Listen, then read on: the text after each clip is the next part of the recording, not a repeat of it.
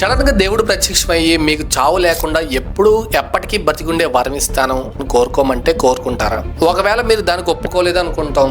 So normal గా మీ age పెరిగి మీరు ముసలోళ్ళు అయ్యి చనిపోతారు. ఒకవేళ మీరు ఆ వరం తీసుకుంటే మీకు చావు ఉండదు. కొన్ని డేస్ అది బానే ఉన్నా రాను అది వరం కన్నా శాపంగానే అనిపిస్తుంది. ఎందుకంటే మన లైఫ్ కి ఒక ఎండింగ్ లేకపోతే మన లైఫ్ లో ఒక ఎక్సైట్మెంట్ అయితే ఉండదు. మన పేరెంట్స్, ఫ్రెండ్స్, మన పిల్లలు ఇలా మన వాళ్ళే మన కళ్ళ ముందు పెరిగి పెద్దవాళ్ళే చనిపోతూ ఉంటారు. ఒక్క మనం తప్ప. వాళ్ళు లేని ఆ బాధను భరిస్తూ అలానే జీవించాలి తప్ప మన మీద మనకి ఎంత విరక్తి పుట్టినా మనం చావలేము.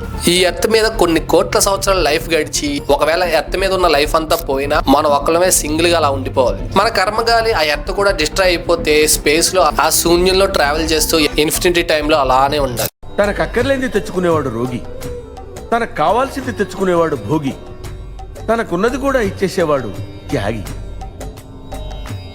మరి యోగి? ప్రభాస్ యాక్ట్ చేసిన సినిమా పేరు యోగి.